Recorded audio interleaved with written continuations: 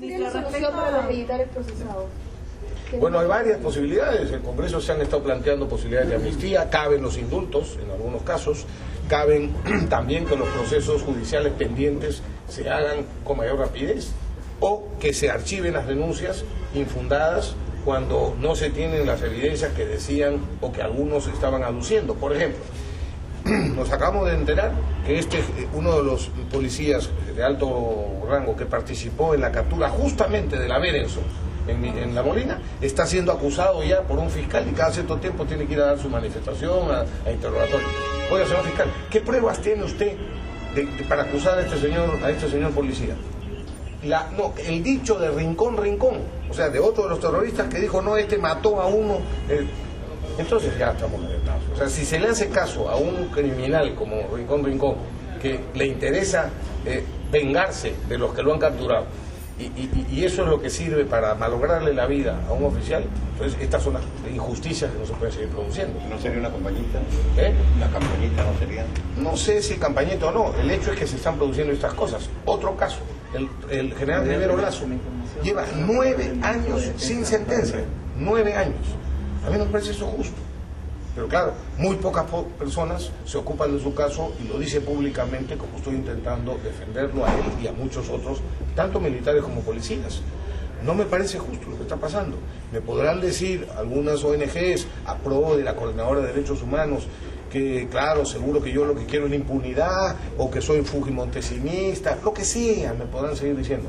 Pero yo como peruano y ahora como ministro de Defensa no voy a parar de hablar de lo que considero que es justo y denunciar lo que considero que es injusto. Algunos jefes militares han dicho de que el Estado aún no reafirma el respaldo directamente, o sea, si están bien a favor de los militares o de los terroristas, ¿no? Pueden estar seguros de que el Estado, el gobierno está claramente a favor del orden y de la seguridad y de la defensa de la sociedad y por tanto con las sacrificadas tareas que realizan los policías y los militares. Ministro, con respecto a los misiles antitanques, se dijo en algún momento que los ensayos generaban cierto gasto para el Estado. Sí, muchas gracias por la pregunta, porque alguna persona he visto una carta al director, algún medio, diciendo, bueno, ¿cómo es posible que gasten en eso?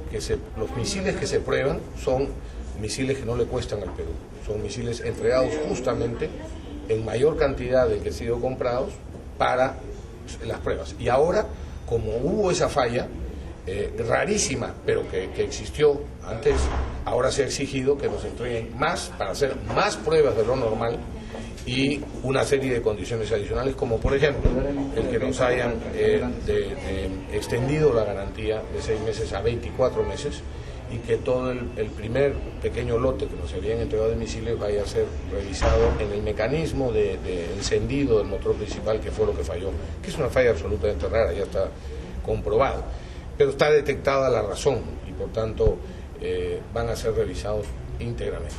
Pero ahí están las buenas noticias y me alegro que me lo pregunte porque ha habido el martes 2 disparos, uno de día y uno de noche, y el día de ayer, al que se invitó también a la prensa, uno de día y uno de noche, y han sido exitosos por completo. No, igual que no participé en la primera, en la de los Cornets, y tampoco participé en el primer tiro de la vez que en el tiro nocturno falló. No tengo tiempo, yo le había dicho, eso no lo organizamos, yo no lo organizó el ministro, lo organizó el Ejército como parte de las labores propias del Ejército. Me habían invitado especialmente y me insistieron en que fuera. Tuve unos minutos y pude asistir y casualmente pasó eso, ¿no? No sé si ya más. Bueno, yo ayer me invitaron, me insistieron para ir y no tenía tiempo, es decir, tengo otras, o sea, dentro del Ministerio de Defensa. Eso es una cosa, Pablo, hecho. Muchos ministros salimos muy tarde todos los días del ministerio. Hay ocasiones en las que yo personalmente he salido a las 2:30 de la mañana, 3 de la mañana trabajando. Yo quisiera saber si algunos jueces que tienen en sus manos procesos que se están por vencer los plazos, ¿no?, como los de Bagua, por ejemplo, trabajan hasta las 2 de la mañana o hasta las 3 de la mañana. Ahí seguro que hay jueces que sí lo hacen, pero habrá otros que probablemente en cuanto llega la hora de salida se van.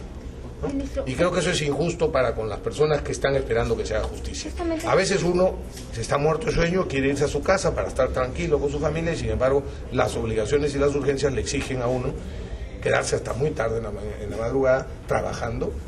Bueno, con mayor razón cuando de uno depende la libertad o la culpabilidad o la inocencia de las personas. Sobre este tema de Bagua, para terminar, ¿cuál cree usted que fue el error para llegar a esta tragedia, ¿no? 34 muertos?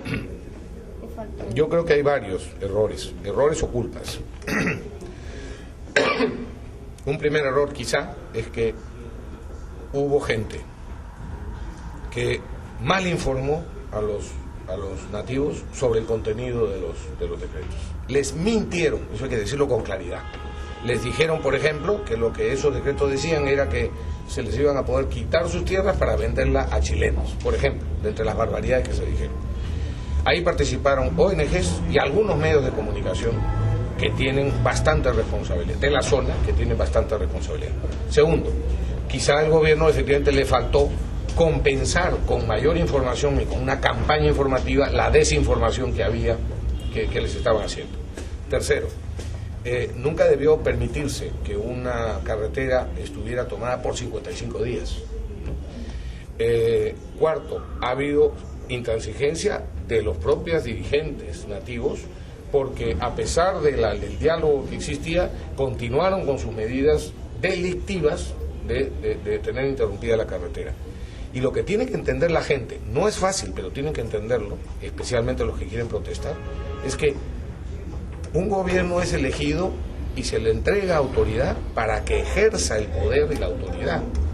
Entonces, lo que no pueden pretender algunos es que si no me dan la razón, entonces se justifica que yo tome una carretera. No, señor. Si en el diálogo que usted tiene con el gobierno finalmente no le reconoce la razón, pues usted puede protestar, pero en ningún caso puede cometer un delito. Y el interrumpir una carretera es un delito. Entonces, 50 y tantos días cometiendo delito continuo. Otro error, como digo, que se permitiera tanto tiempo. Cuando se manda a la policía a restablecer el orden, se producen también algunas, ahí se producen las peores culpas, creo yo. Porque nada puede justificar que se conteste a la policía como se contestó en ese caso. Y que primero se masacre, primero a 8 policías creo que fueron, que además estaban desarmados, los habían como secuestrado o habían dejado sus armas para que no creyeran que iban a... Considerar que cuando la policía, en cumplimiento de su deber, hace uso de las armas, es un asesinato, es una grave injusticia. Entonces hagamos una cosa, quitémosle las armas a la policía y quitémosle las armas a los militares. Así es así. O desaparezcamos la policía y desaparezcamos los militares. Entonces, lo que no es lógico es que se diga que si la policía tiene que usar sus armas, en principio tratar de usar otros mecanismos, por supuesto, como por ejemplo bombas lacrimógenas o ¿cómo se dice?, munición no mortal, no letal, etcétera. Pero eventualmente también tienen que tener cuidado. Hay casos en los que los hemos visto todos a través también de imagen de televisión, como los revoltosos usan armas de fuego y disparan contra la policía. Hemos visto, por ejemplo, hace poco en un reportaje en Pucallá, si no me equivoco, cómo le perforan el escudo al policía. Entonces, claro, que la policía y que los militares no sean los malos, que cuando lo único que tienen que hacer y están obligados a hacer es cumplir con su deber. Pues hay que apoyarlos. Gracias, ministro. Gracias a ustedes.